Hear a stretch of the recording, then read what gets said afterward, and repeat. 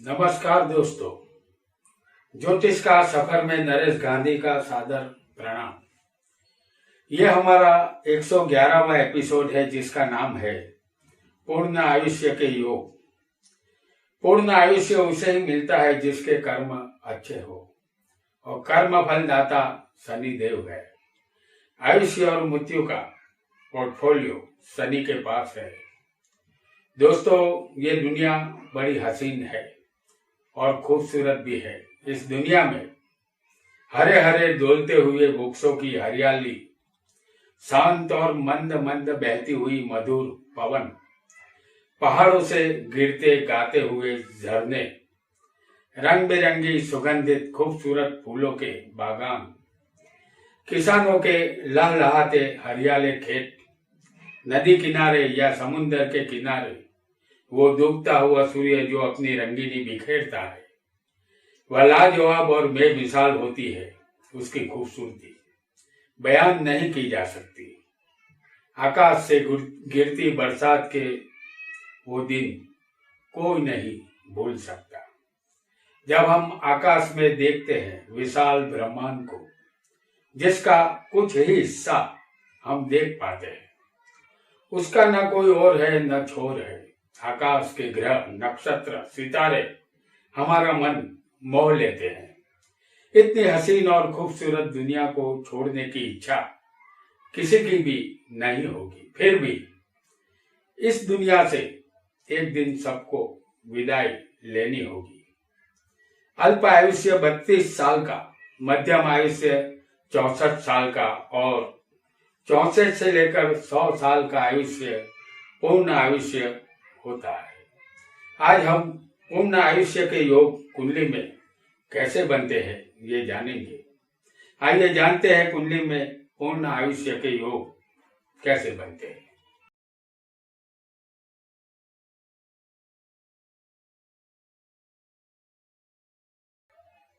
हमने आपके सामने एक कुंडली बनाई है जिसमें कोई भी लग्न नहीं लिखा है। त्रिकोण में 5वें कर्क में गुरु हो, जैसे त्रिकोण स्थान इन दोनों स्थानों को बोलते हैं। ये 5वां स्थान है, ये 9वां है। तो उसमें कर्क राशि में गुरु हो,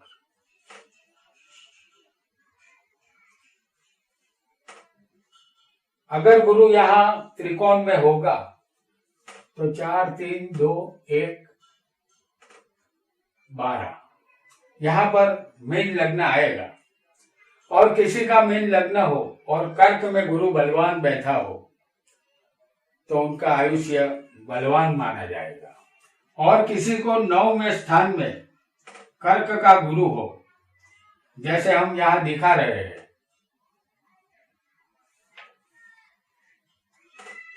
तो यहाँ पर जो लग्न आएगा वो होगा वृश्चिक।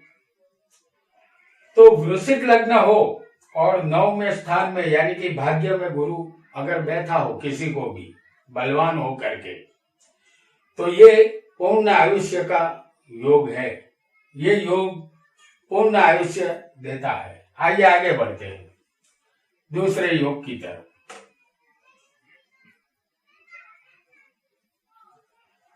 दूसरा योग कर्क लग्न में हम आपको दिखाने जा रहे हैं। कर्क लग्न में 3, 6, 11वें गुरु हो, जैसे हम आपको तीसरा स्थान ये है, गुरु यहां हो सकता है, तो ये गुरु कन्या का होगा। 6ठे स्थान में भी किसी को गुरु हो सकता है।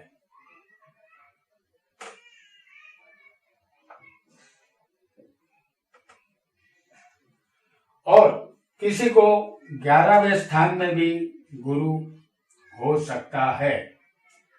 तो यहां आएगी वृषभ राशि। गुरु तीसरे, 6ठे या 11वें होना चाहिए। और केंद्र में सारे शुभ ग्रह होने चाहिए। जैसे हम आपको दिखा रहे हैं शुक्र को और बुध को 10वें स्थान में, और चौथे चंद्र होना चाहिए।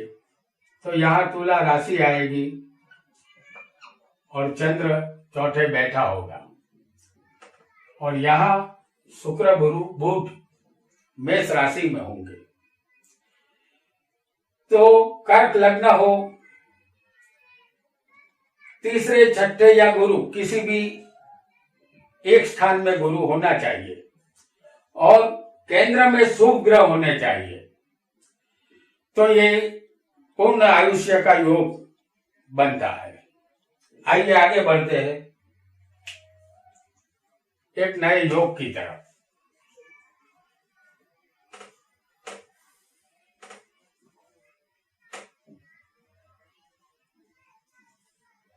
ये तीसरा योग है। यहां हम आपको दिखा रहे हैं मेष लग्न। लग्नेश मंगल है यहाँ, और वो वृश्चिक में होना चाहिए। जैसे अष्टम स्थान में वृश्चिक राशि आएगी, तो लग्नेश कौन है? मंगल है, जो वृश्चिक में 8वें बैठा है, और चंद्र मकर में होना चाहिए। तो मकर राशि में हम आपको 10वें चंद्र दिखा रहे हैं, और उच्च का गुरु चौथे होना चाहिए। तो कर्क राशि यहां आएगी और चौथे स्थान में गुरु होगा। ये बलवान गुरु है। मंगल भी यहां अष्टमेश है, लेकिन बलवान है, अपने ही स्थान में बैठा है। तो ऐसा योग लंबा आयुष्य देता है, पूर्ण आयुष्य मिलता है ऐसे योग वाले जातक को। आइए आगे बढ़ते हैं।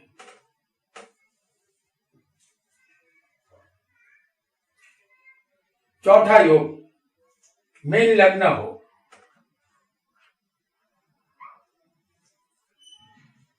और लग्न में मीन का शुक्र हो, यानी कि ये बलवान शुक्र है। शुक्र मीन राशि में उच्च का होता है, और 8वें चंद्र बैठा हो, जो हम आपको दिखा रहे हैं। चंद्र होगा तुला में। तो 8वें चंद्र हो, और वो चंद्र बुध से दृष्ट हो। बुध की 7वीं दृष्टि होती है। ये चंद्र बुध से त्रस्त है, और गुरु केंद्र में होना चाहिए।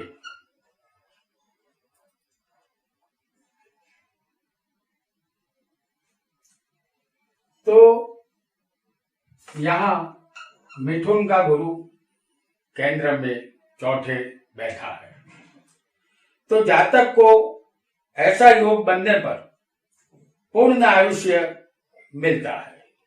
आइए आगे बढ़ते हैं एक नए योग की तरफ।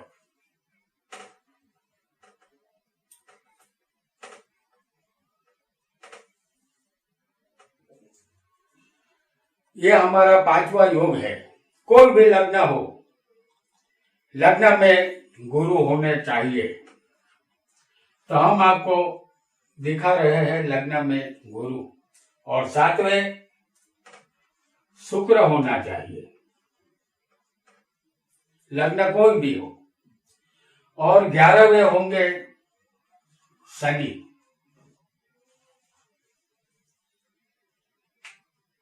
तो ऐसा योग होने पर भी, लग्न कोई भी हो, ऐसा योग जैसे लग्न में गुरु, 7वें शुक्र और 11वें शनि किसी को भी होगा, किसी भी लग्न में, तो ये आयुष्य का वरदान है, ऐसा मानना चाहिए। आइए आगे बढ़ते हैं, एक नए योग को जानते हैं। वृषभ लग्न हो, जैसे हम आपको यहाँ 2 नंबर का लग्न वृषभ दिखा रहे हैं। लग्न शुक्र 11वें होना चाहिए, तो लग्न शुक्र 11वें यहाँ बैठा है, यहाँ राशि आएगी मीन। ये शुक्र बलवान है और उच्च का है, जो लाभ स्थान में 11वें बलवान बैठा है। और चौथे गुरु और चंद्र हो, जैसे हम यहाँ आपको दिखा रहे हैं, चौथे चंद्र और गुरु यहां पर आएगी सिंह राशि। तो चौथे चंद्र गुरु हो तो ये योग पूर्ण आयुष्य देता है, आयुष्य यहां पर लंबा मिलेगा, ऐसा मानना चाहिए। यह हमारा 7वां योग है। कर्क लग्न हो, जैसे हम यहाँ दिखा रहे हैं 4 नंबर, ये चंद्र का लग्न है। तो कर्क लग्न हो और उच्च का गुरु लग्न में हो, जैसे गुरु हम आपको लग्न में ही दिखा रहे हैं।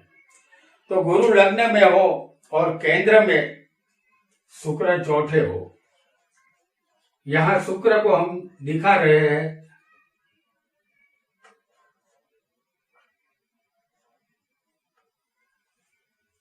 तुला का शुक्र है। यहां गुरु भी कर्क में उच्च का होता है और शुक्र स्वग्रही बनता है। तो चौथे शुक्र हो और लग्न में गुरु हो तो ये लंबा आयुष्य देने वाला योग है। इस जातक को भी पूर्ण आयुष्य मिलेगा। आइए आगे बढ़ते हैं, एक नए योग को जानते हैं। यह हमारा 8वां योग है। कोई भी लग्न हो, लग्न में शनि हो, 9वें या 12वें चंद्र हो, जैसे हम आपको 9वें स्थान में चंद्र दिखा रहे हैं, ये भाग्य का स्थान है।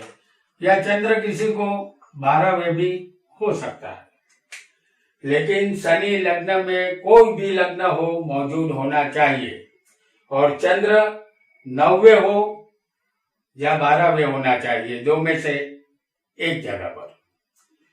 तो ये योग भी पूर्ण आयुष्य देने वाला है, ऐसा हमें मानना चाहिए।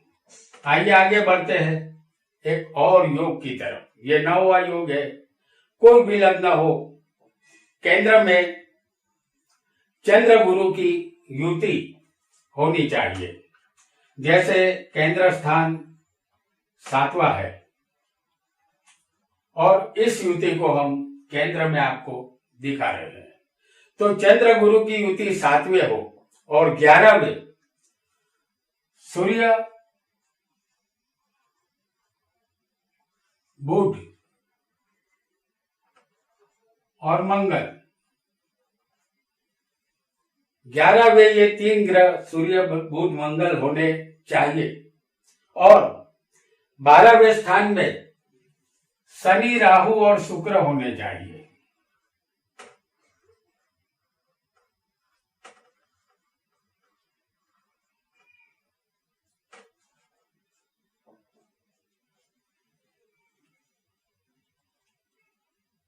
चंद्र गुरु केंद्र में होने चाहिए और 11वें स्थान में बुध मंगल सूर्य और 12वें स्थान में शनि राहु और शुक्र होने चाहिए। तो ऐसे योग वाले जातक को भी पूर्ण आयुष्य प्राप्त होगा। आइए आगे बढ़ते हैं एक नए योग की तरफ।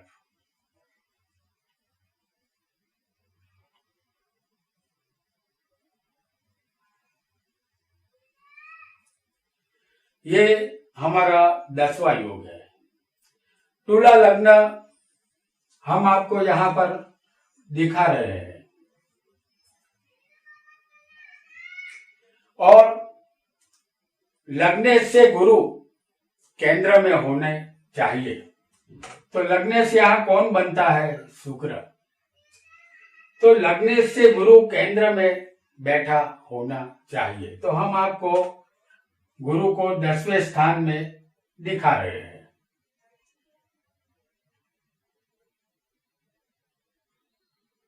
यहाँ पर कर्क का बलवान गुरु आएगा और शुक्र भी यहाँ स्वग्रही बलवान है, यानी कि लग्नेश कहीं भी बैठा हो आपका, समझ लीजिए, लेकिन लग्नेश भी केंद्र में होना चाहिए और उससे केंद्र में गुरु होना चाहिए।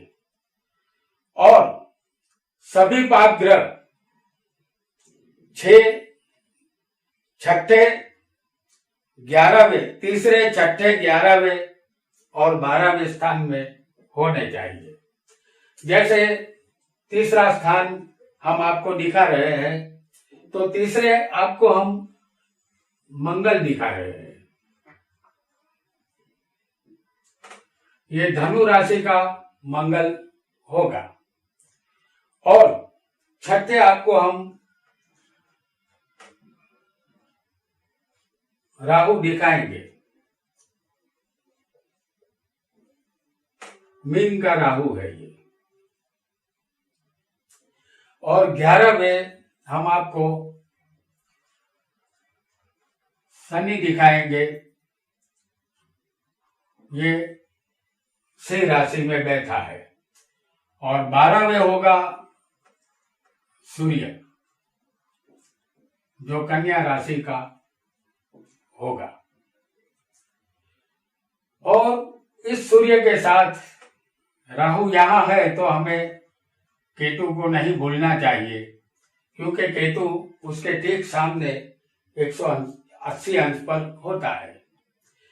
तो ऐसा योग भी अगर किसी जातक की कुंडली में बन रहा होगा, तो ये योग भी पूर्ण आयुष्य देता है। आइए आगे बढ़ते हैं एक नए योग की तरफ।